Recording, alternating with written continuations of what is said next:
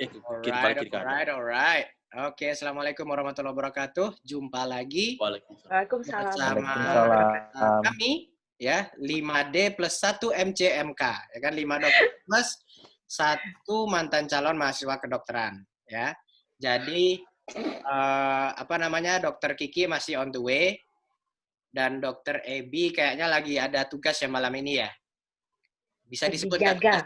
Lagi jaga lah ya. Lagi jaga. Jadi insya Allah join lagi next time. Tapi yang jelas hari ini kita nggak ada kuliah buat saya, libur. Senang. Ya. Kita ada tamu spesial ini yang episode kemarin belum ada nih, namanya Dokter Baginda Aflah ya. Selamat datang Dokter Bagin. Dokter Bagin panggilannya ya. Ya. Silakan mau memperkenalkan diri dulu atau gimana? Boleh. Boleh. Apa ya nama kali ya? Namanya tadi Baginda Aflah. Terus sekarang juga lagi ngambil residensi di RSIS. Ambil prodinya anestesi dan terapi intensif. Oke. Gitu. Oke. Nah, tadi juga sempat dibahas itu jadi Dokter Bagin ini adalah rekannya Dokter Feby, juga Dokter Anggi di Hasan Sadikin ya. Lagi ngambil PPDS di PPDS-nya anestesi ya. Oke. Nah, ini kita ngulik sedikit. Jadi Dokter Bagin tadi aslinya dari Bukit Tinggi ya. Keturunannya Bukit Tinggi. Keturunannya Bukit Tinggi ya, tapi sinyal WiFi kenapa? Agak-agak ini ya. Tapi lamanya di Bandung ya. Lama di Bandung. Di Bandung. Ya. Oke. Mungkin yang saya penasaran nih karena ini kenapa sampai gimana? Saya bingung juga nih karena kalau dari saya kan emang nggak pernah sama sekali kuliah kedokteran gitu kan. Terus tapi sementara Dokter Bagin ini sekarang ngambil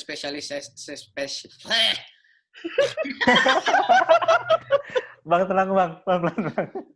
Mi, jangan deg-degan Mi. Ya. Jangan grogi, Mas. Kenapa dia grogi? Anestesi kan. Nah, ada beberapa pertanyaan ini soal anestesi ini. Jadi saya pernah dulu baca artikel di Facebook ya kan. Biasanya kan kalau artikel di Facebook ini valid gitu ya. Oh iya, enggak ya? Enggak. Jadi katanya perlu dicek lagi. Jadi masa aku langsung share kalau di Facebook. Anestesi ini asal katanya ada dulu putri di Rusia namanya Anastasia gitu kan. Jatuh dia dari kereta api terus nggak sadarkan diri. Oh, nggak sadar jadi kayak gitu. Jadi sekarang teknik untuk tidak menyadarkan orang itu anestesi gitu. Itu dari mana tuh, Bang? Aku pernah baca artikel itu loh. Sumpah, aku pernah baca itu anestesi. Jadi Anastasia putri itu ada kartunnya, kartun Anastasia betul. Ya kan ada kartunnya kan? Iya Bang ya. Disney bukannya? Bukan Disney kan? Tapi ceritanya nggak valid itu. Kan udah mati. Kan soalnya tunggu di SPS ini. Jadi kan ya kita persilakanlah spesialis anestesi buat menjawab. Gimana validnya? Oh iya ya, biar Bagin aja yang meluruskan. Bang, itu infonya inputan baru berarti Bang. Saya baru dengar juga soalnya. Baru dengar ya? Iya. Jadi yang sebenarnya gimana tuh? Maksudnya anestesi itu anestetik gitu atau gimana? Kan estetik. Gimana sih? Kalau anestesia berarti kan kita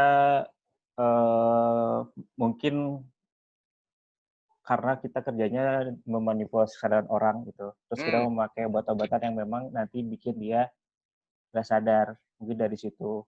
Oke. Tapi kalau misalnya si anestesinya sendiri akan lebih luas lagi sih untuk peran dia kerja di bidang kesehatannya. Oh gitu. Jadi cuman yang paling membedakan sama yang lainnya, kita memang membuat orang supaya tertidur, sehingga membuat operasi bisa berlangsung gitu. Oh, jadi nggak merasa sakit gitu ya? Nah, aku lupa tadi Dang. Ini nih, karena andai kata aku jadi dokter gitu kan, aku yang kepikiran tuh anak, THT, penyakit dalam, Jadi Itu yang sudah. aku nggak dipikirin. yang Ada umum tuh, lah. Saraf aku nggak mau jadi saraf. Saraf enak aja. Makanya Kandungan kami ganti Pak, nama. Nggak, apa lagi Nggi? Apa lagi Chan? Objin, Anak. objin, Bedah, Ya bedah, ya kan. objin. objin. Anestesi ini menurut aku menarik gitu. Kayak, kok anestesi? Aku pernah tuh waktu istri aku lahiran sesar ya kan. Aku nggak kepikiran pula. Nih si abang nih dia dokter anestesi atau anestesi technician, kan beda tuh ya. Jadi Penata anestesi. Penata. Perawat anestesi. Kalau di luar Kalau di kayaknya Indonesia, RN gimana? CRNA Penata kalau nggak namanya. salah, sertifikat apa gitu ya? jadi Di luar. perawat yang punya sertifikat anestesi. Iya. Oke, nah itu tapi nggak, ya aku ya taunya pokoknya ada di tagihan aja, anestesi gitu kan. Mahal weh. Yo, cuy. Iya, tapi apa istilahnya? Oh, kalau dokter Bagin ngawasin itu gitu ya? Ya. Ngawasin. Oke. Apalagi ya? Aku bingung. Ada lagi yang pertanyaan yang lain. Kalau dokter Feby, dokter Anggi ketemu setiap hari sama dokter Bagin nih kan? Tapi Enggak, bisa aja ada yang dibahas nggak gitu? Apa? Aku belum ini aja nih. alasan mengambil anestesi lah. Iya kan udah kan tanya tadi. Belum ya? Bukan Belum, alasan belum Bagin banyak, mengambil belum anestesi. Oh iya. Iya. Alasannya apa? Kenapa? Jadi kenapa? Jadi kepikirannya waktu ngambil, sebenarnya banyak ya pilihan field kedokteran gitu. Cuman tadinya mau ngambil kayak semacam IPD gitu kan. Karena sebenarnya tertarik ke dunia kedokteran karena tertarik sama ilmu-ilmunya, pengen belajar banyak gitu. Terutama tentang fungsi tubuh manusia segala macam. Cuman mungkin kepikirannya maruk kali Bang, karena mikirnya pengen bisa pengen tahu pasien, juga pengen tahu di OK-nya gimana. Terus dari semua field kedokteran kelihatannya sih anestesi yang fieldnya paling luas. Jadi kita punya pasien dari semua bidang kedokteran yang lainnya. Kita juga main di kamar operasi. Terus poli juga ada. Kemudian range pasien juga dari bayi baru lahir sampai geriatrik. Geriatrik itu ini ya lanjut usia ya. Lanjut usia. Tahu aku udah mantap juga aku ya. Abang tahu dikit langsung. Tadi ada disebut Oka tuh operation apa? Hammer ya apa? Hammer. Operation Hammer. Hammer ini kan bukan Hammer. yasalunaka anil khamri bukan Hammer itu ya. Bukan kamar. Haram. Hammer enggak ada antar itu sukun Chan bukan fathah Chan. Hammer. Oh iya. Hammer bukan khamar, bukan. Hammer. Hammer. Indonesia kan. Jadi apa? Oke. Tapi bukannya ini aku sebagai yang pernah daftar kedokteran tapi nggak pernah daftar ulang, bukannya yang paling umum itu kayak bedah ya nggak sih? Kan Bedah. Yang familiar sama Bang Ami, bedah. Yang familiar. Kan? bedah kan kayak pasti ngebedah orang gitu, apapun ininya ya nggak sih? Aku ini aja kok tadi kan dokter Bagin bilang anestesi yang paling luas gitu. Kenapa tuh? Itu misalnya kalau bedah dia nggak akan ngurusin objin.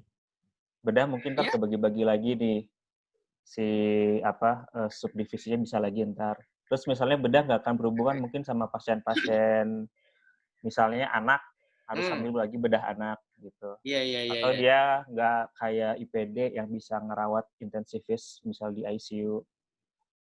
Iya. Apakah bisa nggak terpapar dengan mungkin kalau bedah kan akhirnya operatif nanti akhir-akhirnya. Kalau misalnya nggak terpapar IPD misalnya penyakit infeksi gitu. Atau penyakit endokrin atau yang kayak gimana mungkin. Gitu. Endok, ya. Oke. Apa namanya? Ada yang mau ngomong tadi aku nggak? Ini sorry. Ya memang anestesi itu menjembatani semua sih. Ya kan ya Gin ya? Ya maksudnya dia sangat luas, jadi dia menjembatani antara medikal sama surgical, jadi dia tahu semua. Gitu. Oke. Jadi enggak. Anestesi itu coba dia masuk penunjang. Aku lihat di Makanya chatgroup nih. dia harus tahu Tapi semua. penunjang yang maksudnya ya memang dia menjembatani semuanya gitu. Kalau nggak ada itu ya nggak jalan. Nggak bisa operasi. Iya, iya. Iya, Bisa makanya dioperasi. tuh ya, Kayak kan aku punya pasien eh, stroke misalnya, stroke-nya perdarahan, terus aku bilang ini harusnya dievakuasi nih sama bedah saraf. Yang menjembatani itu anestesinya gitu. Anestesi, oke. Kenapa tadi Dokter Agi mau ngomong kayaknya? Ada ini. Dokter Anggi? Like, enggak Bang, jadi kita tuh ada istilah 4 besar, terus penunjang, sama bagian kecil, minor. Nah, yang 4 besar tuh kayak bedah, obgyn, penyakit dalam, sama anak. Nah, ini nih 4 besar ini wajib ada di rumah sakit. Nah, kalau kayak sama penunjang tuh kayak anestesi, PA, patklin, sama radiologi. Satu lagi rehabilitasi medik. Dibantu dikit lah. Patologi anatomi, patologi ya, klinik. Nggak ngerti tuh, Ami ada bingung tuh. Nanti Bang Ami ngomel lagi. Aku kalau PA-nya bingung apa PA? Banyak ya singkatan. PA tuh public announcer bukan? Kan salah lagi kan? Oke. Jadi ini ya. Jadi kayak antara berbagai bidang spesialis itu anestesi ini yang menghubungkan gitu ya. Ya. Oh gitu. Oke. Ada nggak, ini aku penasaran juga.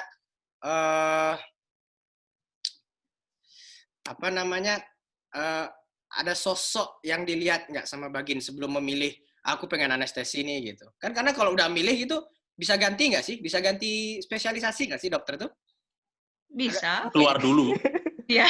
Lebih berat. Mengundurkan diri. Kalau di luar mungkin bisa kali. Jadi diterima aja susah, Mi. Iya.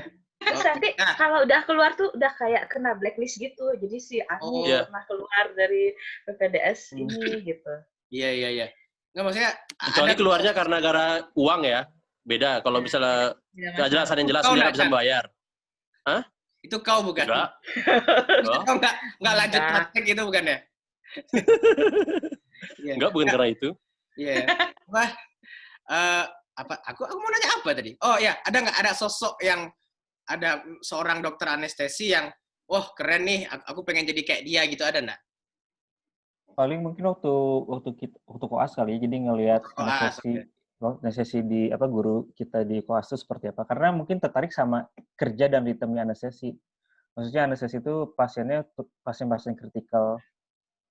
Jadi butuh penanganan segera, kalau enggak dia meninggal gitu.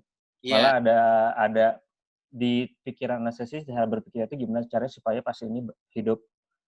Karena memang pasien yang kita tangani adalah pasien-pasien yang kritikal.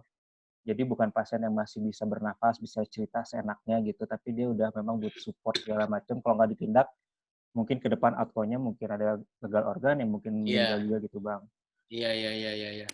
Oke, jadi kritis ininya ya, kritikal perannya itu ya. Ya, dan kita bukan dokter yang ketemu pasien di poli gitu, terus nanti pasiennya cerita banyak, ngeluh banyak gitu, enggak.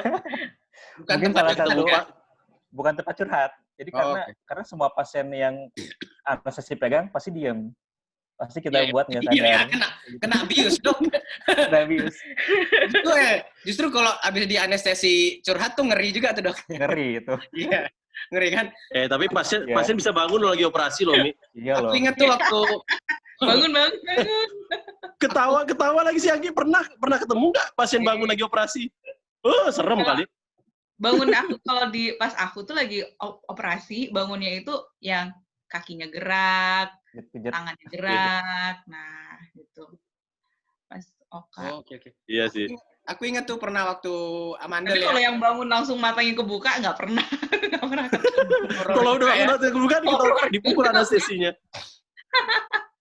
Aku ada 2 cerita nih waktu Amandel dulu kan. Waktu Amandel tuh, jadi kan di bios kan. Jadi sama dokternya disuruh ngitung 1 sampai 10, pas 7 tuh udah 7 gitu.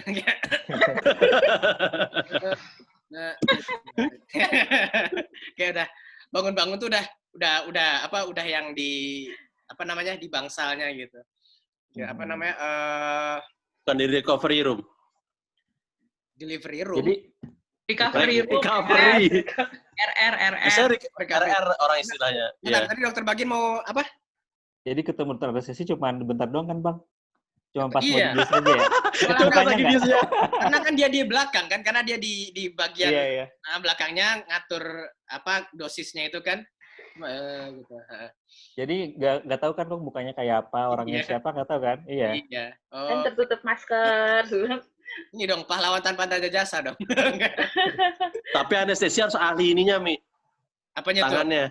Gini-gini tuh Tangannya. apa? Gini-gini tuh apa? Tangannya harus jago. Yang jelas gitu. Kalau enggak nanti salah-salah nggak masuk ininya selangnya.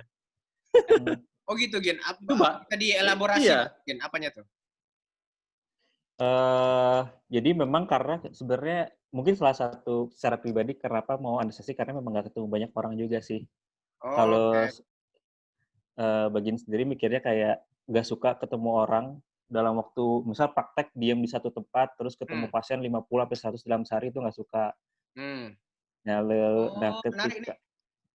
nah maksudnya karena mungkin preference pribadi kali ya, nggak suka yang Iya, kayak iya, gitu. Jadi kalau anestesi dia lebih banyak tindakannya. Iya. Karena ketika kita operasi, anestesi tugasnya adalah mengambil semua fungsi tubuhnya si pasien. Jadi kesadaran yang kita ambil, respirasi kita ambil, kardiologi sama hemodinamika semua kita yang ambil. Iya, Kita yang bertanggung jawab pada terhadap semuanya gitu. Iya. Nah, jadi kerjanya memang action semua gitu. Ketika di itu nggak, walaupun memang kelihatannya kayak di belakang gitu ya, kayak lihatnya, tapi kita Iya. monitoring Dia semua. dia gini-gini doang di belakang. Bilang, Sambil mompa, sambil mompa. Sambil pompa gitu. Iya bener banget. Iya kan aku pernah juga Gini- pas nggak merokok. Gini tuh ngapain? Aku nggak- Jadi ada Dia bagging, gini, Bang. Ada ada baggingnya, pompa, Bang. ada pompanya tuh biasa diletak di dada gitu. Biar sambil nekan ke dada karena tangan kiri bisa memegang yang lain. Megang rahang. Oh, rahang. Banyak bisa dipegang, bisa macam-macam. Tangan kiri megang Bisa apa?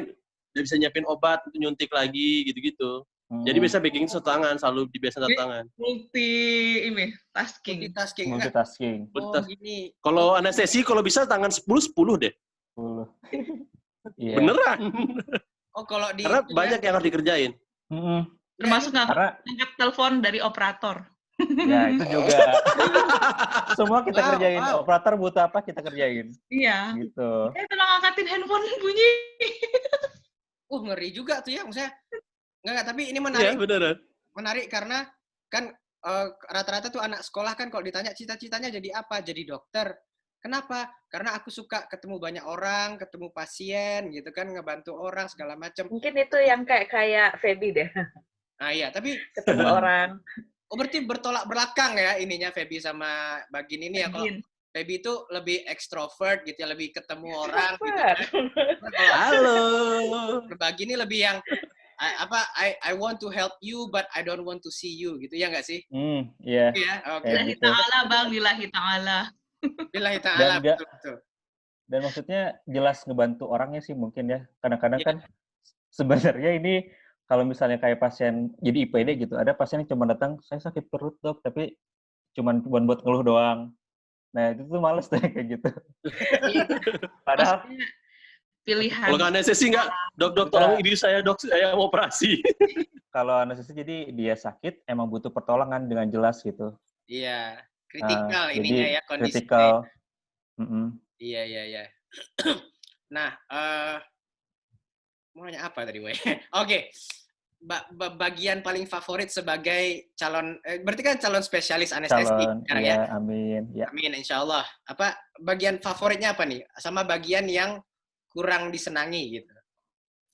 Sebenarnya bagian paling favorit ya mungkin pada saat tata laksana pasien intraoperatifnya mungkin. Karena ini anestesi itu tiap hari kita ketemu kasus beda-beda, pasien beda-beda. Di satu hari itu bisa aja kita nangani pasien bedah saraf, bedah anak, atau mungkin bedah digestif. Itu beda-beda. Kita nggak cuman kayak dan permasalahannya beda-beda, komorbidnya beda-beda.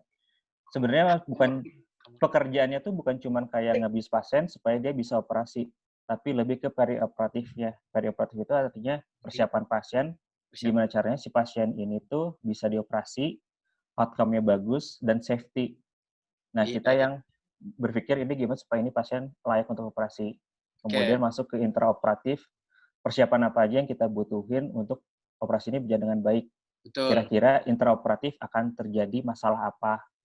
Jadi operasi objin kemungkinan masalahnya apa, operasi bedah saraf kemungkinan masalahnya Beda apa. lagi ya, iya. Nah, kita udah bikin planning kira-kira ini apa. Terus udah gitu baru post operatif. Post operatif kira-kira pemantauan apa sih yang kita harus berikan pada pasien, monitoring apa yang kita harus lihat pada pasien supaya ini pasien outcome-nya bagus, bisa kembali ke ruangan biasa gitu. Oke, dan itu Bisa bangun lagi kalau post op. Bangun lagi. ya, dan itu kan pasti Kalau udah. Itu Gimana penting. Dokter Anggi? Dan nggak sakit pas bangunnya, Bang. Nggak sakit. Bagin belum masuk stase THT ya? Udah waktu itu. Oh, udah. Nggak Udah. ketemu ya. Iya. Nani. Aku waktu itu juga stase anestesi. Stase itu apa? Rotasi. Rotasi penempatan, Bang. Jadi kalau kita sekolah itu kan misalnya di bagian apa gitu. Jadi kita nyebutnya itu stase dalam jangka waktu tertentu. Jadi kita belajar yang hubungannya dengan bagian itu. Misalnya kayak kalau Feby ke ICU berarti belajar hal-hal yang sehubungan sama perawatan intensif, pasien-pasien neuro gitu. Iya. Itu aku tadi tuh ke apa? Tertukar antara stase sama triase. Nah, beda. Jauh, Bro. Nggak apa-apa, ini yang nanya kan Bang Ami. Ya. Oh iya. Iya. Harap dimaklumi. Triase bagus ke anestesi itu nanyanya tuh, triase. Coba. Oh, triase. Jadi kan tadi intinya anestesi itu bekerja di pasien-pasien yang kritikal. Jadi semua pasien yang triase itu kan ada triase hijau, merah, dan kuning dan merah. Nah, pasien merah itu apa? Hitam ya? Hitam satu lagi lupa. Kuning, merah, hitam. Hitam atau merah tua? Katanya beda loh, woi. Beda. Nggak ada merah tua. Beda. Emangnya Surabaya. Iya. Ya Allah, zona. Iya. Sorry. Gimana? Nah, yang merah ini dia pasti butuh resusitasi. Jadi si anestesi itu pasien-pasien kritikal pasti ada masalah di airway, masih ada masalah di sirkulasi dia, pasti ada masalah di breathing ABCD itu loh. Nah, yang kita bekerja karena ini jadi ada masalah di ABCD, berarti pasien-pasien kritikal kan. Tugas kita adalah bikin dia supaya stabil. Oke. Kita benerin masalah ABC-nya, masalah yang sudah beres di ABC-nya, baru nih kita kasih ke teman sejawat yang lain. Kira-kira ini masalah utamanya ada di neurologika, ada di GESKA, ada di penyakit dalam kah gitu. Berarti sampai di situ. Oke, nah ini kan Dokter Feby, Dokter Bagin, sama Dokter Anggi ini kan inilah satu tempat ya di RSHS ya. Pernah nggak kayak misalnya ketemu pasien terus ada kolaborasi nih, misalnya antara Dokter Feby sama Dokter Bagin gitu. Ini pasien saraf sama bedah saraf beda nggak? Beda ya? Beda. Jadi Feby itu ngapain aja? Ngurus orangnya saraf. Bang ya? Ya memang kalau kerjaan aku adalah menentukan salahnya di mana. Oh, nyari salah. Ya. Nyari salah orang aja ya. Kerjaan aku menentukan salahnya di mana gitu. Oh, sama sih kalau aku ya. Aku nyari sama kalau kan ini ya mungkin buat perbandingannya aku kan di pabrik, ya kan? Ya. Jadi emang kerjaan aku nyari salah aja. Nyari kesalahannya apa gitu. Karena kadang orang ini buat ini ya, cerita share dikit ya, walaupun ini episodenya bukan tentang aku sih.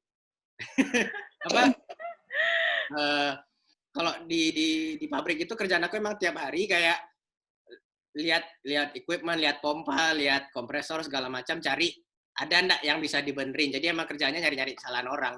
Bukan kesalahan orang. Bukan nyari salah, ada yang salah enggak gitu. Iya, sama sebenarnya operator tuh nggak kepikir sama operator sama production tuh nggak pikir mereka. Ini karena mereka intinya kan udah produksi jalan gitu, jadi barangnya gitu kan. Tapi kalau dilihat prosesnya nih, kalau misalnya ada yang dibiarin nih, kalau ini nanti ininya rusak gitu mungkin ya. Cuma kalau teman-teman di sini kan yang diurus badan manusia, waduh jadi lebih kompleks sekali ya. Iya. Iya, sama kayak kayak tadi aku bilang kalau neuro mah nyari salahnya di mana, tapi ini kan ada hubungannya nanti ke depannya kita mau bikin rencana apa. Misalnya apa ya yang paling sering nyeri kepala misalnya, nyeri kepala kan orang banyak ya penyebabnya.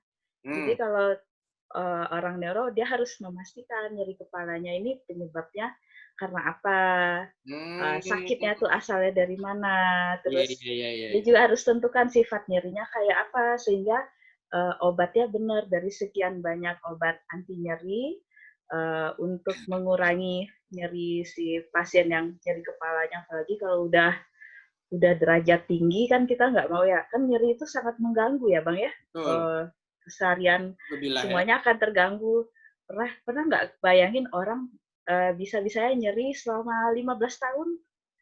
Nah, nyerinya itu seperti kesetrum dari ya dari area wajahnya kayak gitu. Dan aku ketemu itu di poli 15 tahun ngapain aja dia sampai kayak gitu. Jadi harus ditentukan oleh neuro dari mana asal nyerinya, sifat nyerinya, obat apa yang bisa dikasih dan kedepannya rencananya harus ngapain gitu. Dan akhirnya pasien aku nyerah, dia minta operasi dan disitulah aku berurusan sama bedah saraf. Bedah saraf, terus nanti bedah saraf nih ya tentu anestesi ininya ya, sambungannya ya. Iya. Oke. Jadi dari kalau misalnya diputusin operasi itu, Mi, nanti disamperin ke anestesi ini bisa nggak dibius? Iya. Ya bisa dibius atau enggak? Nah, maksudnya kenapa diputusin? Nggak setuju orang tuanya atau gimana? Bukan itu. Bukan itu, maksudnya dibilang operasinya nanti jenisnya yang mana? Jelas lah, Chan ini nggak jelas. Harus ditanya, anestesi ini bisa nggak nanti dia dibius? Rupanya habis dibius nggak bangun-bangun kan repot. Iya, kayak cerita tadi kan teman pasien itu dia udah 15 tahun nyeri dan dia kayak kesetrum katanya wajahnya sebelah kiri kayak gitu terus. Jadi kan akhirnya setelah diperiksa lengkap, oh ternyata dia neuralgia trigeminal selama 15 tahun. Terus dia mungkin karena kalau pasien zaman sekarang kan udah banyak baca ya Bang. Terus itu saya udah pernah baca tentang rencana operasi untuk ini dok. Gitu. Saya udah nggak bisa lagi pakai obat-obat golongan karbamazepin gitu. Nah, itulah kita rencanakan operasinya dan kita ngomong sama bedah saraf. Ini kayaknya perlu dekompresi kayak gitu. Oh itu ini ya prinsip autonomi ya? Iya, soal aku kemarin. Ini soal yang kemarin nih Bagin. Dia bingung ya, Bagin tuh bukanya. Apa yang dibicarain? Ya, jadi aku tuh ya Bagin suka ngasih soal etik gitu sama Bang Ami. Etik ya tapi ya? Iya, maksud apa?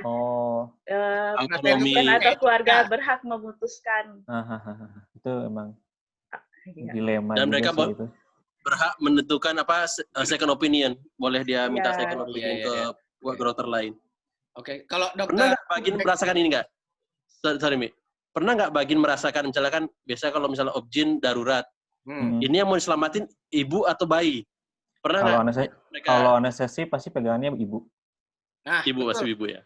Ya. Itu sesuai. Iya. Kalau nggak salah di syariah gitu juga prinsipnya. Kalau di anestesi emang ibu, tapi selalu ditanyakan biasanya ke dokter objinnya. Dokter objinnya kan harus menanyakan kepada keluarga. Biasanya nggak pernah nanya lagi? Edukasi, tapi maksudnya kita mengedukasi kalau misalnya nih yang kita utamakan ibu gitu dari keluarga gimana gitu. Kecuali ada mereka keluarganya bilang mau apa gitu. Tapi yang dari kita edukasikan pasti ibunya dulu. Apa ditanya ke suaminya kan? Anaknya ada dok, wah kurang ajar nih suaminya. Ada loh, Mi, beneran tapi beneran ya? Ada loh. Iya. Ada. Ada yang mudanya gitu ya. Astagfirullahaladzim. Bagin pernah nggak kelahi dengan bedah? Dokter kelahi bedah. Itu apa? Kelahi itu apa, Chan? Tolong diksi. Berkelahi. Bertengkar. Itu kayaknya ya mungkin bahasa ininya berkelahi, cuman memang pasti perdebatan sengit sering terjadi antara anestesi sama operator itu pasti. Karena kadang-kadang karena setiap operasi yang naik itu yang ACC pasien bisa naik operasi itu anestesi Bang. Jadi kita yang menilai ini pasien bisa dioperasi, rencana perawatan post operasinya seperti apa gitu. Apakah si pasien sudah optimal atau belum gitu, berhubungan nanti dengan karena kalau misalnya terjadi apa-apa di meja operasi yang bertugas untuk membenarkan pasien itu kita. Jadi misalnya apapun masalahnya, misalnya masalah pun bisa terjadi karena operator gitu. Harus kita yang udah siap nge-backup itu. Ya operatornya salah potong vena. Potong misalnya, berarti kita harus ke-backup nih dengan hemodinamiknya supaya bisa terjaga terus, supaya operator bisa terus memperbaiki operasinya gitu. Dan kita nggak bikin outcome pasien lebih jelek lagi. Oke. Nah itu. Aku nanya ini Mi, karena ini Mi, pernah ada pengalaman si Faris itu teman aku. Dia kelahi dengan ortopedi. Ortopedi itu kepingin operasi membetulkan fraktur. Ditanyakan, gimana kondisi pasiennya sekarang? Sekarang lagi di RJP. Dia kepingin dioperasi gitu. Karena RJP itu sendirinya intinya adalah dia sudah gawat darurat dan istilahnya kalau misalnya naik operasi pun juga dia nggak akan membetulkan apa-apa. Iya. Karena dia intinya seperti udah kehabisan darah lah. Oke. Jadi dengan operasi itu dia tidak memperbaiki pasien dan itu ribut itu. Ya. Apa yang beradu argumen dengan operator atau mungkin dengan yang di spesialis lain itu ada nggak yang kayak kan tadi sukanya karena bagian tadi suka yang teknis ya kan, suka yang ini gitu kan, detail oriented gitu orangnya ya. Kalau yang dukanya tuh selain beradu argumen apalagi Gen? Dukanya kita nggak punya. Pulang-pulang. Iya itu nggak punya kebebasan waktu. Karena semua pasien kita kritikal harus ada gitu. Langsung gitu. Terus Bagin perlu operasi. Iya. Gimana datang. Terus kalau misalnya operasi, kita yang datang paling awal, kita yang sampai akhir tuh kita yang nemenin pasien sampai dia sadar lagi. Jadi kita tuh yang tahu pasien dari awal sampai awalnya seperti apa, sampai akhirnya seperti apa, kita yang paling tahu. Gitu. Pernah nggak ada pasien yang kan sadar kan Bagin sebelahnya gitu ya, terus kayak yang ngira Bagin tuh siapa gitu, ada nggak? Sering atau mungkin? Astaga. Biasanya enggak sih. Oh enggak ya? Kayak di sinetron aja, Pak. Bikin tidurin bahaya kata-katanya itu. Kan bangun gitu kan, sayang gitu, wah itu kan, aduh gitu, jangan. Sinetron itu. Sinetron nggak pernah kejadian. Sinetron kali Ami satu nih. Ya kan aku nggak pernah jadi dokter beneran, woi. Iya. Jadi dokter, kuliah kedokteran aja nggak pernah gitu. Tapi intinya mungkin ada yang bisa aku tarik benang merah ya, apapun bidangnya itu harus beneran data, basisnya ada datanya, deduksinya juga mesti benar gitu-gitulah ya. Oke. Nah, apalagi yang mau aku tanya ya. Tadi kan udah kenapa milih anestesi, sukanya milih anestesi kenapa, terus ada edukanya tadi udah dijawab belum ya? Lupa udah. Nggak pulang-pulang. Tadi yang nggak ada waktu. Itu nggak pulang-pulang.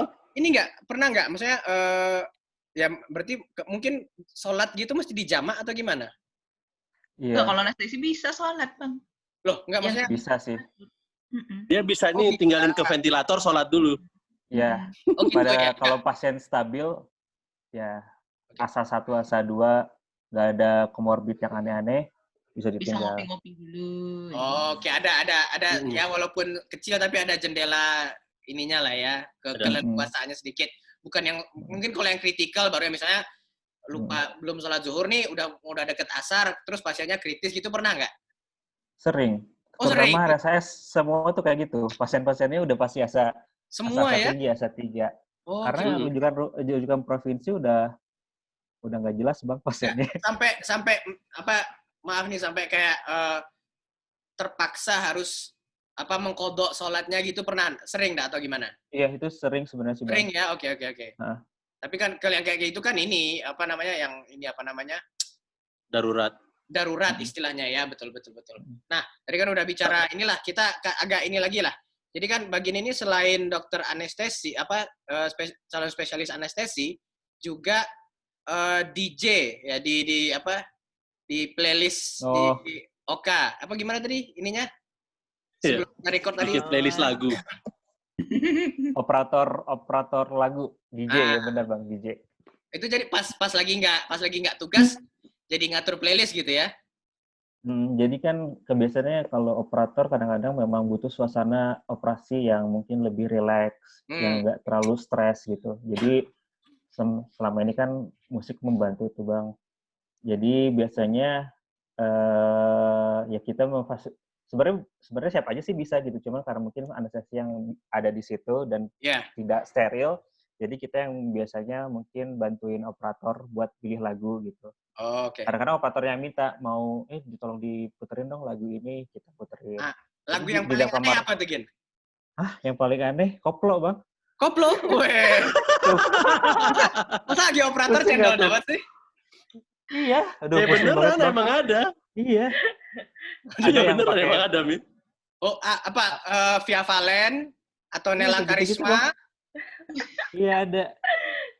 Ada yang dia sukanya kayak lagu house-nya Arab itu ada. Oh, Amr Diab gitu ya? Amr Diab ya kan? Kayak gitu-gitu. Yo habbakalam. Oke. Ngerti. Kalau Bagin apa sih itu?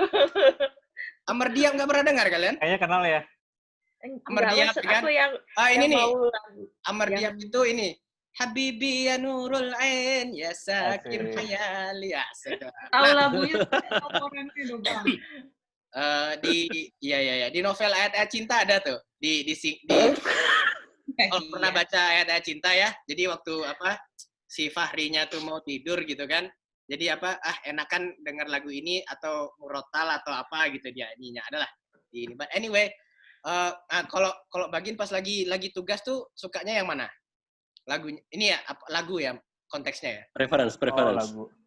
Sebenarnya akhirnya ya terserah operator karena maksudnya yang butuh suasana itu kan operator gitu. Operator ya. Sebenarnya kayak aduh nih operator apaan sih lagunya gitu kan. Cuman yang butuh suasana itu operator jadi kita kasih keluasan buat mereka. Iya. Aduh, gimana sih lagunya? Pas keluar. Udah nyanyi juga.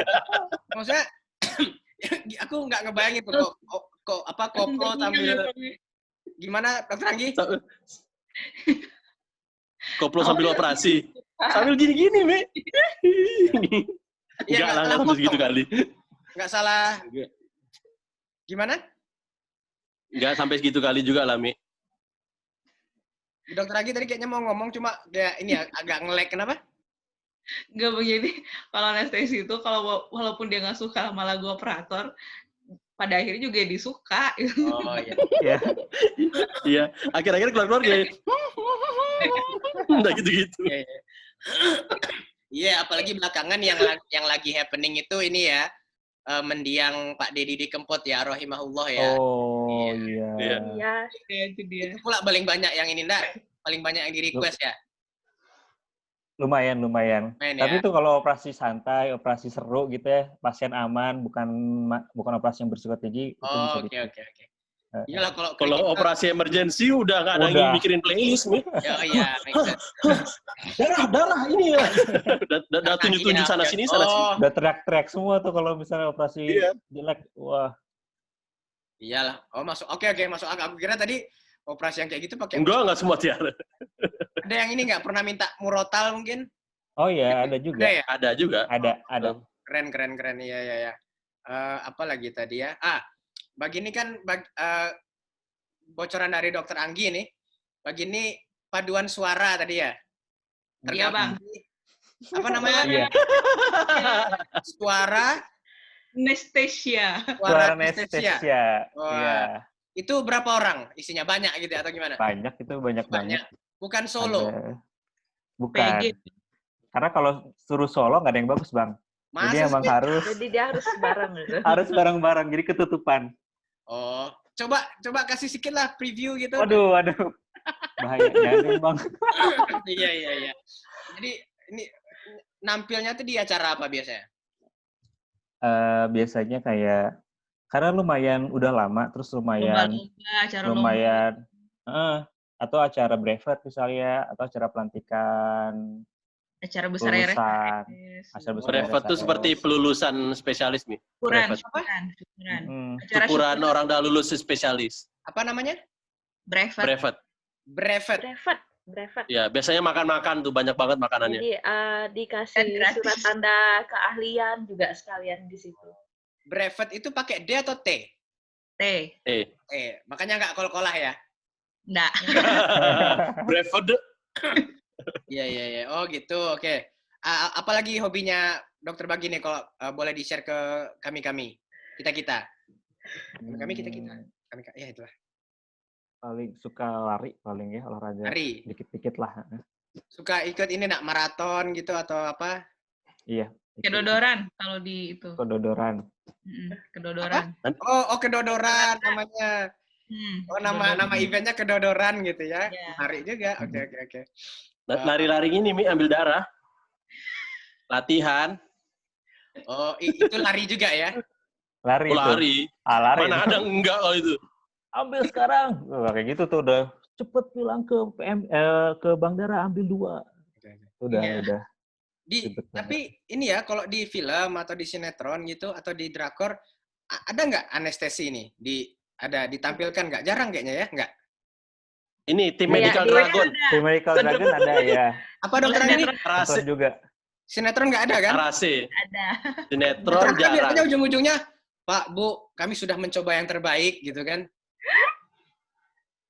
Mohon maaf. Medikator aja bisa ngomong kalau sinetron. Iya, nggak tapi oke ya. Tapi nggak, ini menarik. Mungkin siapa tahu nanti ada yang berminat bikin film gitu kan? Ininya anestesi gitu kan? Wah menarik juga nih. Ininya kan jarang kelihatan tapi ternyata dia perannya besar gitu ya. Ya nggak sih? Gimana? Ya, Bang Amit, Mi, coba tebak-tebakan sedikit Mi. Apa tuh? Coba tebak-tebakan. Misalnya pasien ini lagi dibius dengan anestesi. Habis itu gempa bumi, apa yang dilakukan? Wah, pernah itu kejadian loh. Itu kejadian loh. Kan di Padang lagi kayak dibius, gitu. Iya. Gempa bumi, apa yang dilakukan? Ini kan kami pikir keras. Enggak, itu kan iseng-iseng. Itu kejadian. Sekarang itu kejadian, Mi. Kejadian kemarin 2009. Lagi operasi gempa. Iya. Lagi operasi gempa. Yang di Padang 7, sekian itu kan memang lagi operasi. Aku lagi di mana ya waktu itu ya? Gimana tuh dokter Bagin? Ngapain Bagin? Ngapain deh? Belum pernah sih. Kalau lagi belum pernah. Belum pernah. Kalau menurut Ami bagaimana seharusnya Mi? Kalau menurut aku, kalau aku sih yes. Nggak maksudnya. Nggak maksudnya gempa. Berarti kan ya asal dosisnya itu terkendali gitu kan. Aku nggak bilang terkontrol ya. Nanti kalau yang orang cadel susah ngomongnya. Nggak terkendali kan. Apa namanya? Ya asal laju alir. Zatnya yang apa tuh bisa dikendalikan ya nggak masalah ya nggak sih? Ya nggak? Ya kan? Jawaban yang benarnya sebetulnya Mi, itu sih di prinsip manapun selalu selamatkan penolong dulu. Anestesi termasuk dengan dokter bedah, selamatkan penolong dulu. Jadi mereka lari dulu. Biarin aja pasien di situ. Nanti kalau misalnya penolongnya yang kenapa-napa, siapa yang mau nolongin? Iya, betul. Ya, makanya jadi pada saat misalnya aku lagi anestesi, misalnya lagi bius, gempa bumi, aku kabur duluan. Karena nanti kalau misalnya aku kenapa-napa, nggak ada yang nolong si pasien itu. Gitu. Nggak ada nolong yang orang lain juga. Jadi intinya itu adalah tetap menyelamatkan si penolong dulu. Oh gitu. Kayak ini ya, kayak di pesawat ya. Kalau terjadi penurunan tekanan, kan keluar kan. Jadi kita nolong dulu baru anak. Oh, kita dulu baru anak. Ya. Kalau misalnya kita nolong anak, habis itu anak nggak bisa nolong kita. Gitu. Ya, samanya seperti itu. Ya, atau kita Bagin nggak pernah ya? Soalnya kami pernah soalnya. 2008 pernah lagi gempa bumi di RSAS lagi di RSAS.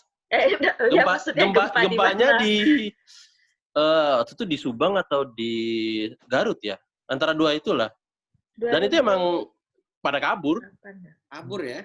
Ya 2008, lebih kurang 2008. Pada kabur. Ada yang gegep kan, aku gimana? Ada gitu, tapi masih begging pasien, pasiennya nggak ditinggalin. Cuma itu bingung sih kalau begging gitu. Aku gimana gitu. Jadi ya beneran itu kejadian. SOP-nya justru harus sebagai nakes, sebagai nakes harus meninggalkan gitu ya. Ya kan. Oke. Menarik. Oke. Aku bingung lagi, nggak ada topik pembahasan apa lagi nih. Ketua Prodi malah bilang. Aku kasih tebak-tebakan lagi, mau nggak Mi? Tebak-tebakan santai aja, tebak-tebakan santai aja. Iya ya. Prodi apa yang nggak kepingin pasiennya sehat? Ada yang bisa mikir nggak? Bagin boleh lah, siapa aja nebak. Ini bercanda atau benaran? Beneran. Kalau sehat lari semua orang. Mana mau aku mau yang sehat. Ya inilah yang ngurus Prodi apa? juga. Betul, forensik. Kalau forensik hasilnya salah gimana? Oh iya benar Bang. Iya. Benar, Bang. Itu ngeri sih, semua lari ya. Bang, Tiba-tiba Lari Bang, semua ini- itu. Oh iya. lagi di forensik, tiba-tiba bangun, lari semua. Iya benar. Aku kenapa bangunnya di kamar mayat gitu? Larilah semuanya. Hello. Oh iya, iyalah forensik kan udah mati orangnya Chan. Iya makanya. Kalau sehat kan jadi kaget. Iya benar. Iya. Dan ya, oke. Apa lagi yang mau kita bahas nih ya? Tumben Bang, nggak ada ini. Enggak lah, enggak ada yang aneh-aneh lah. Iya, Enggak, biasanya kan pertanyaan aku aneh-aneh. Oke. Kayak kemarin. Oke. Apa lagi ya? Bingung aku ya. Coba ini Bagin ada nggak ini pertanyaan yang absurd dari konsulen? Yang apaan sih konsulen nanya ini gitu? Thank you Chan. Aku nggak tahu. Pernah nggak ada pertanyaan kayak gitu? Kalau aku Paling udah banyak. bilang nih, tiba-tiba Paling nanya merek mesin ventilator. Kasus paling aneh mungkin. Nah, atau kasus paling aneh. Kasus paling aneh. Paling unik atau aneh lah sama. Kalau di ICU kan lagi ada yang lama Banyak. tuh. Oh iya, itu unik ya berarti ya? Iya. Yang pasien yang DBS di ICU itu masih Yes, ada. masih udah 3 tahun setengah tuh di Iya, ICU. kan? Itu 3 dari tahun setengah? zaman aku masuk, iya. Motor neuron disease. Itu Jadi dia nggak sadar sama sekali. Dia Sadar. sadar, cuman ototnya nggak bisa kontraksi, semuanya lumpuh total. atrofi nggak otot-ototnya? Atrofi.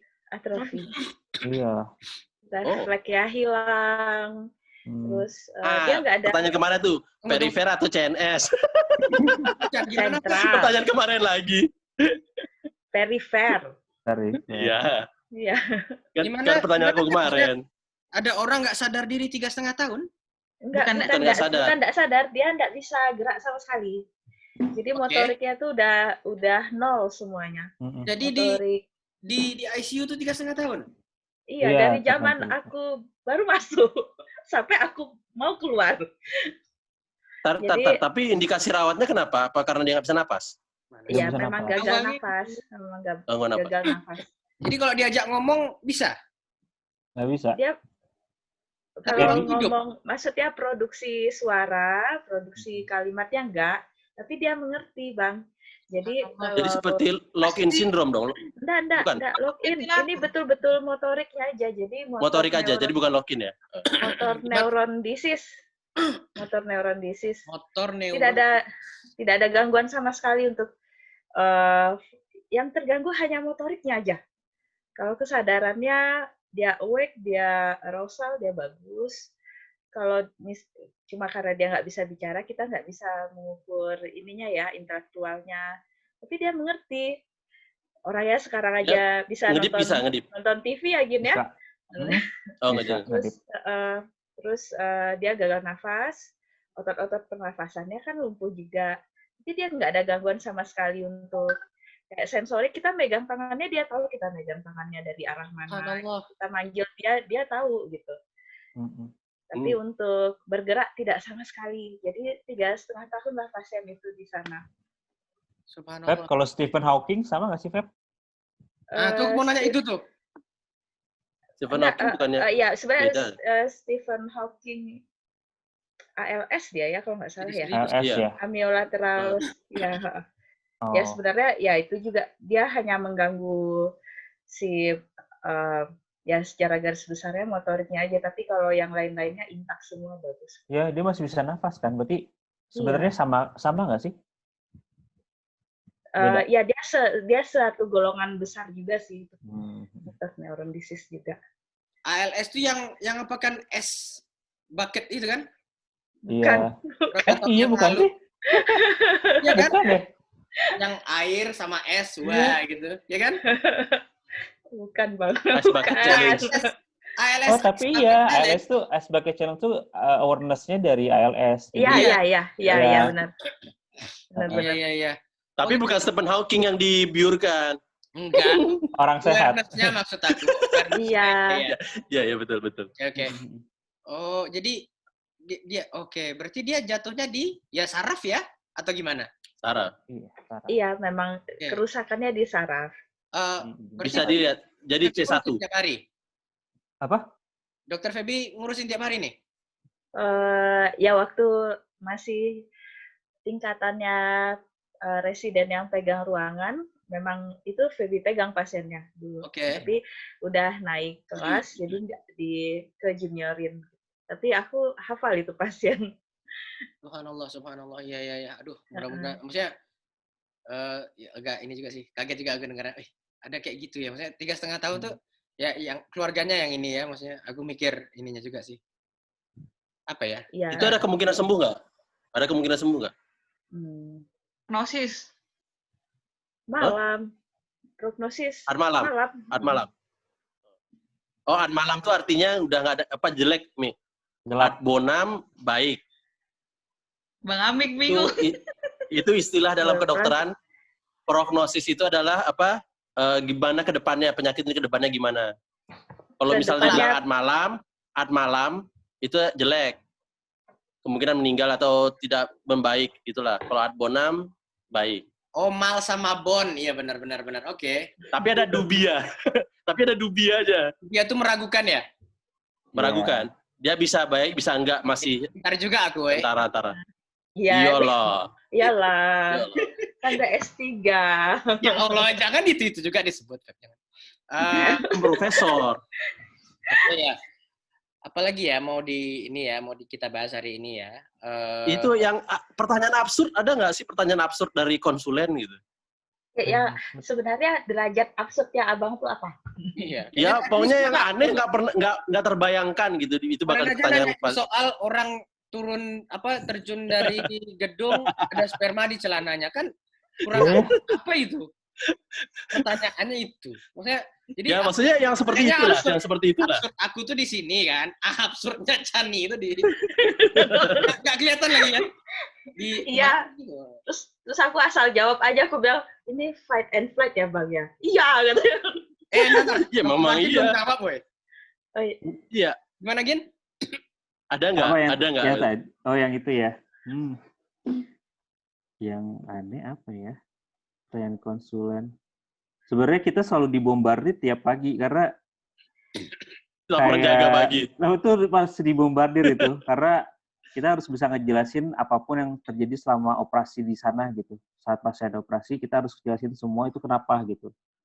Kalau misalnya masalahnya dia contohnya ya. Misalnya pasien tiba-tiba dioperasi desaturasi, kita harus tahu itu desaturasinya kenapa. Nah, jadi apa ini masalahnya jantungnya kenapa? Apakah ada emboli tiba-tiba? Nanti kalau misalnya emboli, kenapa kamu nggak lakukan apa gitu? Jadi tapi kalau ada emboli gitu bukan kardiolog berarti ya kalau jantung bukan? Iya. Di sini sebetulnya ini emergency kan, Mi? Kalau manggil kardiolog kapan datang-datangnya? Enggak, maksudnya enggak, tapi itu anestesi juga yang megang. Misalnya ada embologi tadi, kenapa bukan yang lain yang ngurus enggak? Gimana itu? Ini kan settingnya di OK, Bang? Iya di OK, oke. Terus kan dites nih pasiennya ya kan. Terus aku ngayal aja ya. Datang dokter Bagin, anestesinya gitu ya nggak sih? Gimana sih? Iya. Ya. Terus ada ini, gitu kan ada embologi tadi ya. Terus emboli kok embologi. Embologi itu ilmu tentang emboli. Embologi itu ilmu tentang emboli. Enggak apa namanya? Emboli itu yang ini kan, minyak goreng itu kan. Bimoli. Iya. Enggak. Tapi yang bertanggung jawab penuh tuh ya anestesi gitu. Iya, kita harus bisa tangani apapun itu untuk menstabilkan itu pasien. Iya. Jadi emang harus tahu karena kita pegangnya ABC, RW, breathing, sirkulasi, kita harus paham fisiologi itu semua. Iya. Oh, berarti bukan, aku mikirnya tadi, aku salah mikir tadi dokter bagian maaf, aku kira cuma cuma ngatur kadar Obat. zat apa yang untuk menidak nyadarkan, kok salah Membius. ya. Membius. Biar bahasa Indonesia gitu, biar aku nampak Mi ini belum lupa bahasa Indonesia gitu kan. Menidak nyadarkan orang gitu kan. Jadi ternyata ya tentu target fisiologinya juga mesti paham ya. Iya. Oke. Menarik. Jadi kadang kan aku ngeliat analoginya tuh walaupun namanya anestesi tapi ternyata ya bagian-bagian tubuh di pasiennya itu mesti ngerti ya, memang gitu fungsi ininya ya. Masya Allah. Jadi kita pokoknya gimana nih operasi aman, pasien aman gitu. Operasi tapi aman. kita harus tangani aman. Jadi kita harus tanganin semua yang terjadi di sana. Iya. Oke. Menarik. Oke, apalagi ya? Ya tapi kalau sebagai anestesi calon spesialis anestesi nggak pernah ya ngasih konsulen ke pasien kan, karena itu urusan apa istilahnya IPD apa? Pernah juga biasanya. Oh, pernah juga. Sih? Konsul. Iya. Bukan memberi apa ke keluarga pasien maksudnya kan, Mi? Edukasi. Konseling. Nah. Oh iya. Okay. Pasti. Justru anestesi harus bisa menjelaskan ke pasien untuk persiapan operasi seperti apa, rencana interoperasi seperti apa, pos operasi seperti apa, harus gitu. Oh, tapi kan tadi Bagin bilang bukan yang tipe yang ketemu 50 orang sehari gitu kan? Ya kan paling cuma 2 orang sehari, Mi. Oh, oke. Iya. Dia kalau misalnya dokter bedah, dia menjelaskan gimana operasinya, prosedurnya apa yang dilakukan. Kalau anestesi bisa menjelaskan ini sebelum dibius harus minum, nggak boleh minum selama berapa ini, nanti segala macam, nanti jelasin nanti dibiusnya dengan apa gitu. Kalau mungkin dokter bedah akan mengedukasi ini pasien perlu operasi, rencana operasinya seperti ini. Nah, kita akan mengedukasinya, pasien ini keadaan seperti ini, kemungkinan masalah yang terjadi seperti ini, apakah harus sudah ngerti dengan risiko-risiko yang akan terjadi selama operasi gitu. Oke. Nah, itu yang karena kita bertanggung jawabnya sama safety pasien, sama outcome pasiennya gitu. Nah, ini gimana? Iya, jadi supaya si dokter bedahnya bisa kerja dengan tenang, dengan aman. Kita yang make sure itu. Oke. Nah, ada tuh yang film aktornya pokoknya Hayden Christensen aja. Judulnya apa ya? Yang dia tahu aku. Dia sadar terus jiwanya jalan kemana? Iya tuh, gitu. apa sih? Merasakan sakitnya gitu. Tahu lah pasti dokter Bagin ini, tahu kan? Pernah Patient apa judulnya gitu. Pokoknya dia si pasien ini sadar gitu. Ntar ya aku coba Google sebentar ya. Hayden Christensen patient movie. Ini semua pada Google semua nih seperti ini. Judulnya apa ya? Judulnya Awake. Judulnya Awake. Awake ya. Iya. Nah, itu kalau dari sisi teknisnya gimana tuh, dokter Bagin? Apakah yang seperti itu mungkin atau? Mungkin. Jadi maksudnya pasien tidak sadar, cuman dia masih ngerasakan sakit gitu. Taunya gimana? Taunya gimana? Sebenarnya sih itu tuh jadi sebenarnya kalau secara yang biasa-biasa aja, kasus biasa-biasa aja, kita bisa lihat nih, pasien kita tidurin, terus interoperatif, kita tahu ini pasien kesakitan apa enggak. Tapi karena jadi anestesi itu memberikan yang pertama analgetik, terus obat-obat sedasi, sama obat-obat pelemas otot. Nah, biasanya kemungkinan terjadi pasien nyeri tapi nggak sadar itu adalah karena kita analgetik yang nggak adekuat, tapi pelemas ototnya udah jalan. Jadi pasien paralisis total tubuhnya, cuman dia masih ngerasain sakit karena sensorinya masih jalan buat nyerinya, nyerinya. Itu yang kasus di Awake itu gitu ya? Yang di Awake tuh kayak gitu kayaknya ya? Iya, katanya kayak itu deh yang di Awake. Oke. Tapi insya Allah nggak pernah kejadian lah ya? Tapi memang kasus ini tuh menarik juga sebenarnya karena seorang anestesi pasti kasih analgetik gitu. Pasti. Dan kita bisa dan kita pasti bisa monitoring di interoperatif kira-kira ini pasien analgetiknya adekuat atau enggak. Tapi ada beberapa kasus yang ketika misalnya interoperatifnya nggak ada masalah atau apa, tapi ketika di ruang pos operasinya dia ngomong atau ada ngomong kalau misalnya dia ngerasa nyeri, dok, saya selama di ruang operasi kok sakit ya dok, kok saya bisa dengar semuanya gitu. Itu ada aja, tapi saya nggak paham juga deh itu kenapa fenomena itu.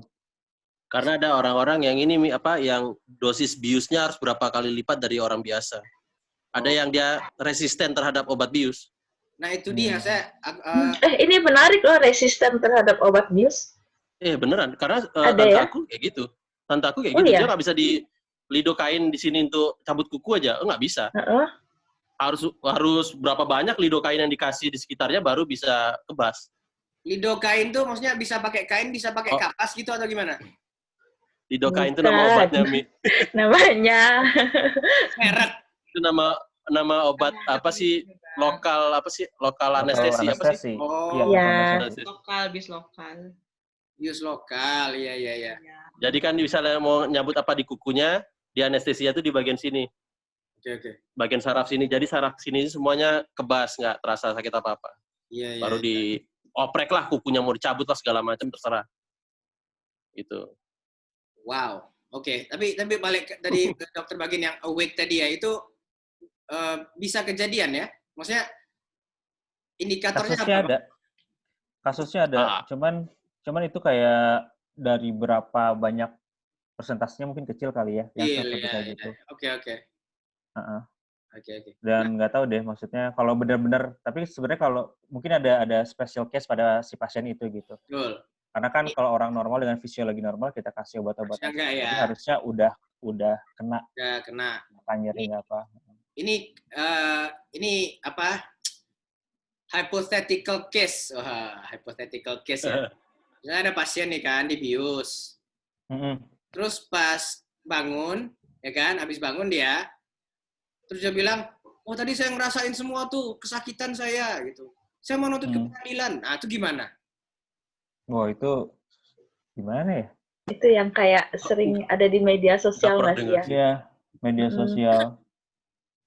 Enggak, ini aku baru kepikiran aja, aku bikin kasus sendiri aja. Maksudnya, kan berarti dokternya ini nggak bisa membuktikan bahwa sebetulnya si pasien ini cuma ngota, bohong. Ngota. Bahasa kita boleh, ini mah orang Bandung. Ngerti nggak ya ngota, dokter Bagin? Ngerti nggak ngota? Enggak. Ngota tuh fans JKT48 asal bicara. Tim ya. Kan itu wota ya, sorry.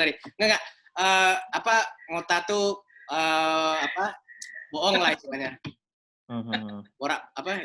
Itu gimana? Dokter Bagin tadi gimana membuktikan bahwa si pasien ini bohong atau enggak gitu? Beneran nggak dia ngerasain sakit waktu kita taruh, bukan kita ya, waktu dibius itu? Ini aku mau nambah dikit ya, Mi ya.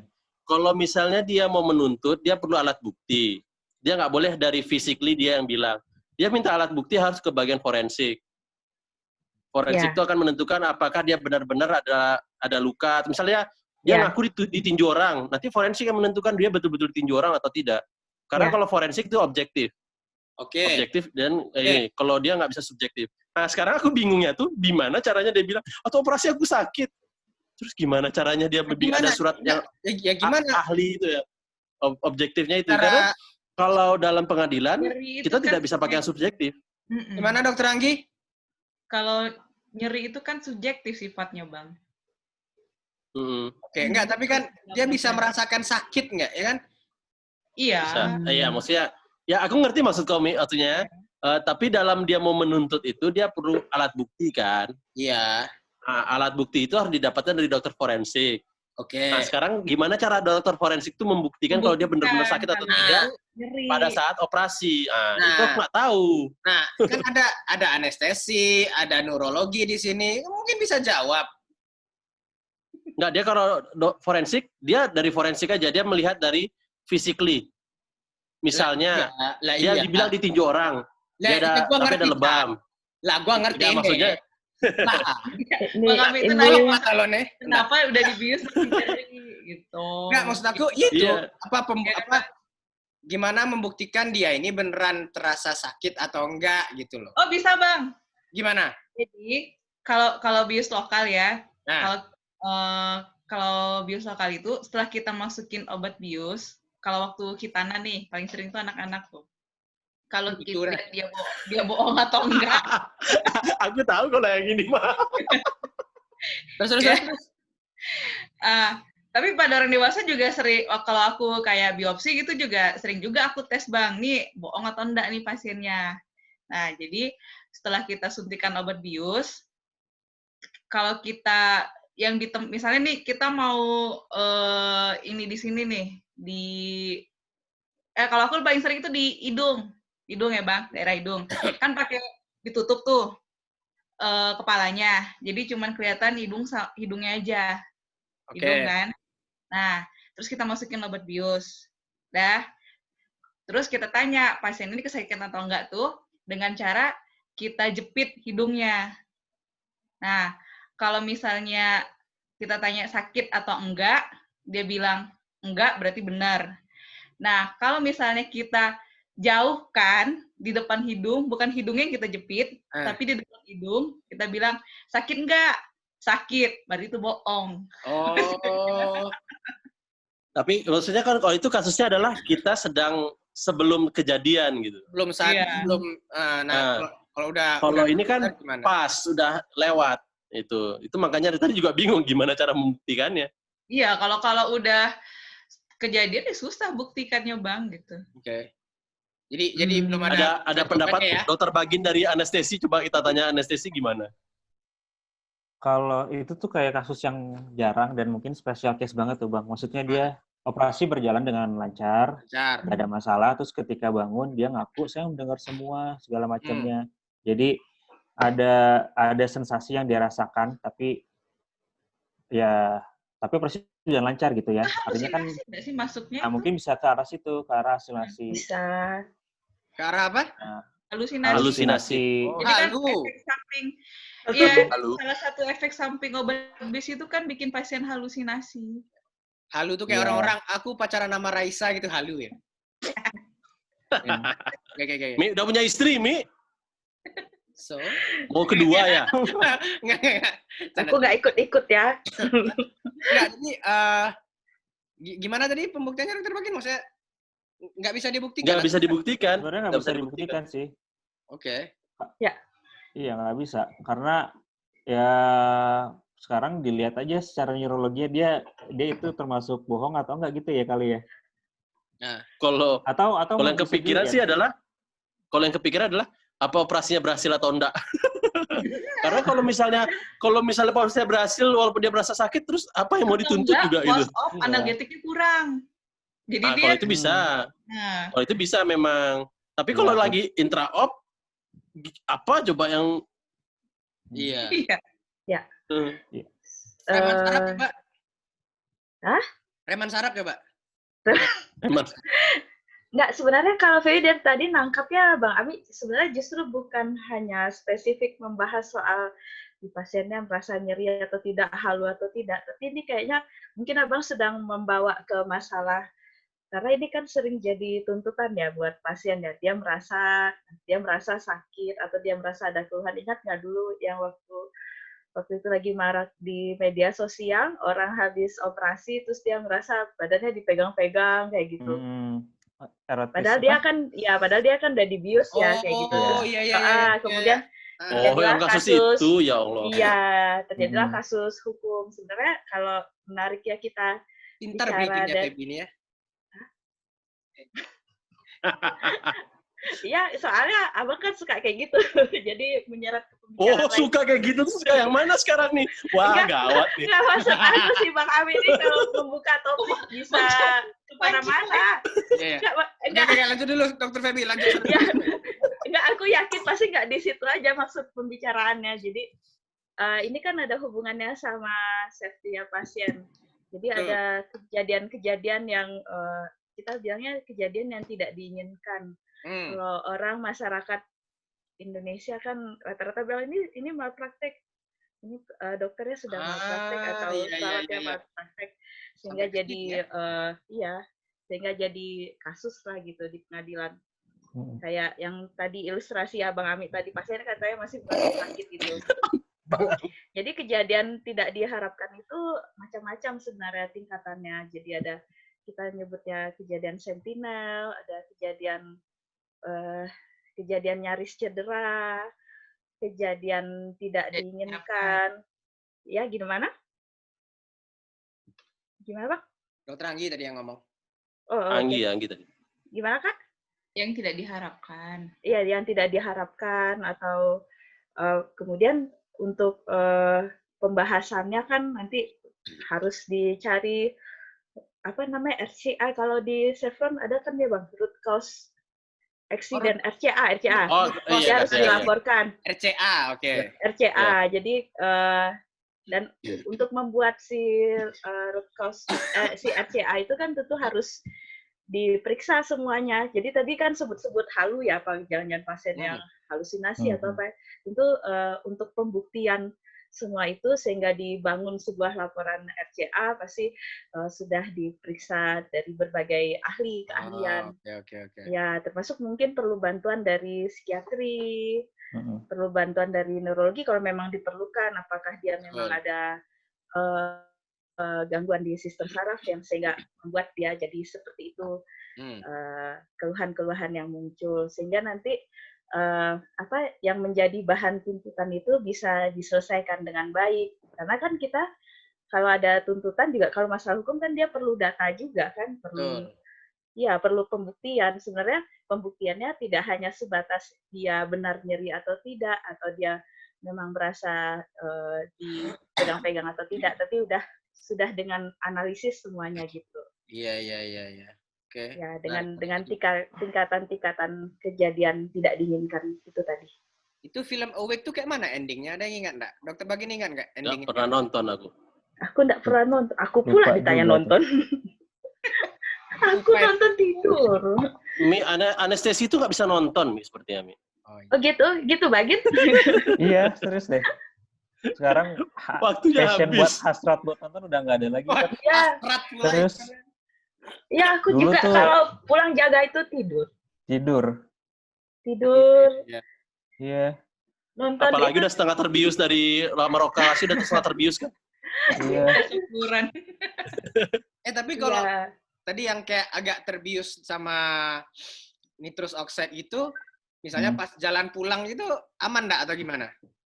Aman, oke. Nggak sampai tapi, yang ya itu antara capek juga, udah pasti kurang tidur, tapi aman sih Bang. Iya. Buktinya sampai sekarang nggak pernah kecelakaan tuh. Iya. Nggak, aku pernah ketiduran terus. Iya. Nggak ketiduran terus nabrak tiang listrik pernah aku. Oh iya? Oh iya? Iya. Itulah profesor kita tuh nih. Capean dia. Enggak pulang apel. Pulang dari kecapean ngapain nih? Enggak, pulang apa? Jadi habis dari luar kota ke rumah keluarganya gitu. Jadi pulang. Oke. Pulang ngantuk. Jauh. Enggak jauh-jauh juga sih, cuma udah ngantuk kan jam 1 malam gitu. Astaga. Demi ngapel. Jangan gitulah. Demi masa depan waktu itu. Dulu Ami kan nikah paling cepat tuh 2008 ya. 2008 ya, Mi ya? Iya, Desember.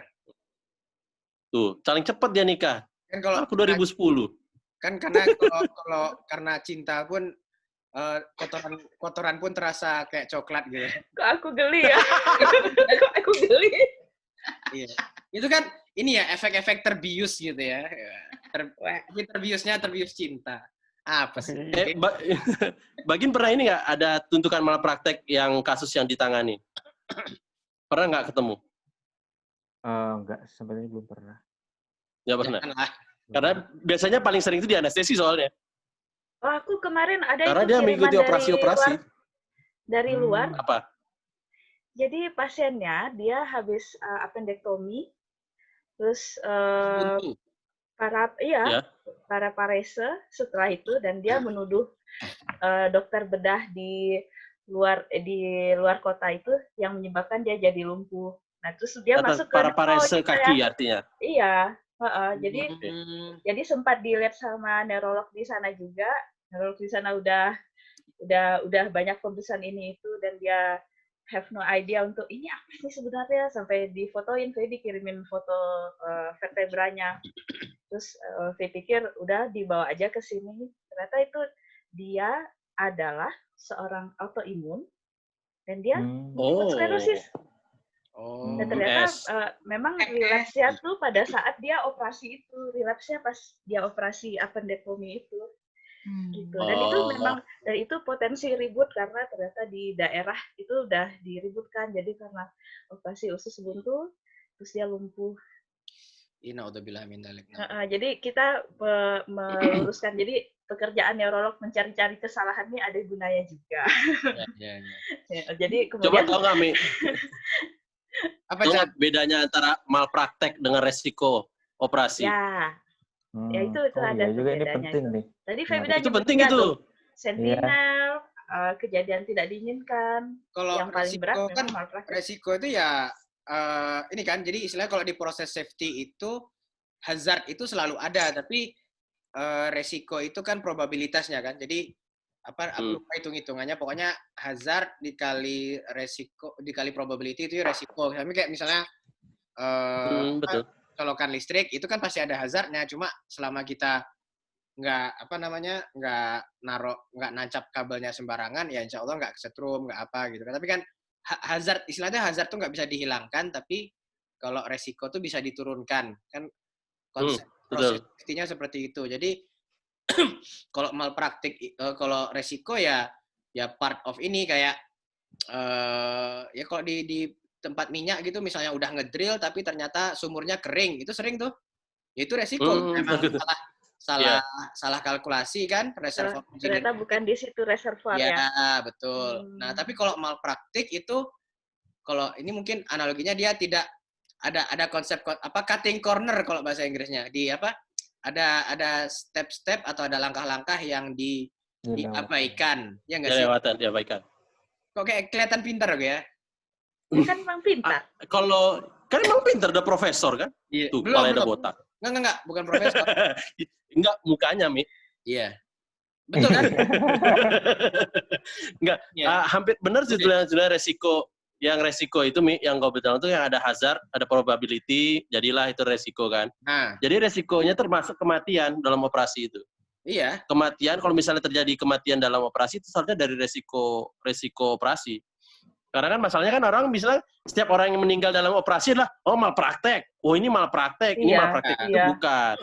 Itu bukan.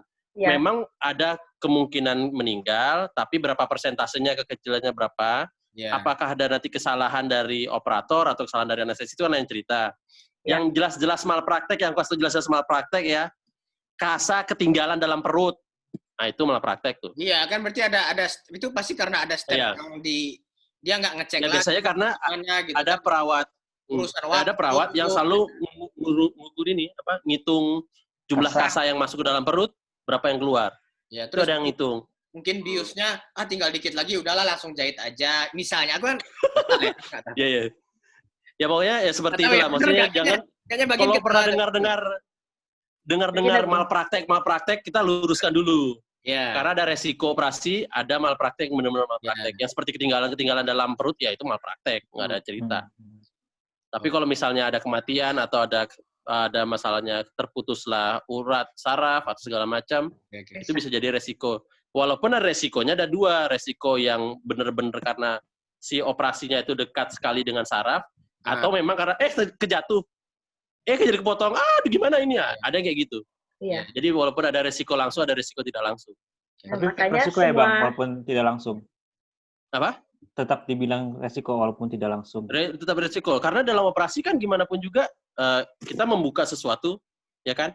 Tangan operator bisa jadi, tergeser ke sana, tergeser ke sini, atau ada orang menabrak segala macam, atau pas kejadian itu yang gempa bumi yang tadi diceritain.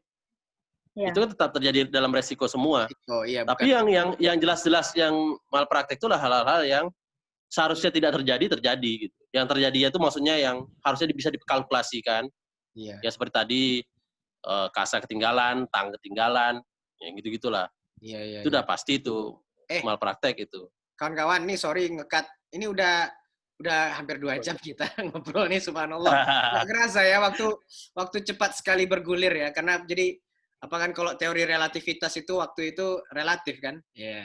Jadi karena kita sangat enjoy sekali dengan pembicaraan ini ya. Gitu. Oke. Ketua Prodi lagi-lagi nggak bisa hadir hari ini, apa? Mungkin belum ketemu ya sama Ketua Prodinya ya, apa? Ginilah, insya Allah minggu depan kan kuliah ya. Jadwalnya minggu depan kuliah kan? Boleh. Dia mau ujian tahun 3. Iya. Anestesi nggak keluar tahun ketiga. Tahun depan saya ujian tahun ketiga ya, insya Allah. Tentu saya pengen kalau bisa komplit tim lah. Ada Bu Kiki, ada Pak Ebi gitu kan. Nah mungkin. Iya, jadi bikin soalnya cuma 2. Hah? Iya, kemarin susah ya Bang ya. Iya. Jadi bikin soal cuma 2, nggak 5. Makanya keluarnya soal aneh itu gara-gara itu. Iya. Aneh dari aku lagi, semua benar, semua salah. Iya. Nggak, maksudnya apa? Kalau Bagin mau lihat yang itu, coba lihat di video sebelumnya deh. Itu betul bingung kami ngasih soal. Atau kalau Bagin juga mau ikut jadi tim penguji, nggak masalah juga, gitu kan? Nanti aku kasih lah ya. Iya. Pokoknya. Kasih apa sekarang nih? Kasih apa nih ya? Kasih coklat, kasih apa? Kasih link YouTube maksudnya. Oh iya. Oh, kasih link. Oh iya, itu penting itu. Biar tahu sebodoh apa pertanyaannya. Iya, oke lah.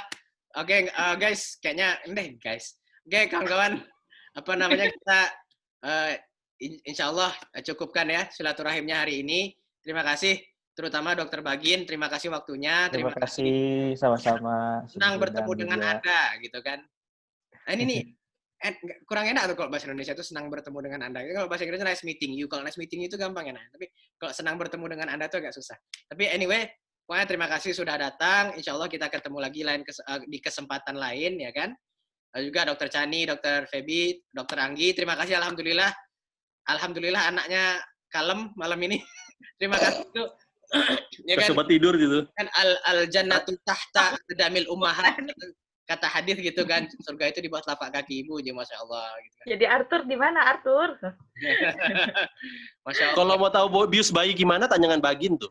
Iya benar. Next time lah. Kita nggak pengen kepanjangan. Ntar saya press unrecord dulu ya, oke? Subhanakallahumma rabbana wa bihamdika nasyhadu an la ilaha illa anta nastaghfiruka wa natubu ilaik. Oke. Terima kasih semuanya. Assalamualaikum warahmatullahi wabarakatuh. Nggak apa-apa, Tatar. Waalaikumsalam. Waalaikumsalam warahmatullahi wabarakatuh.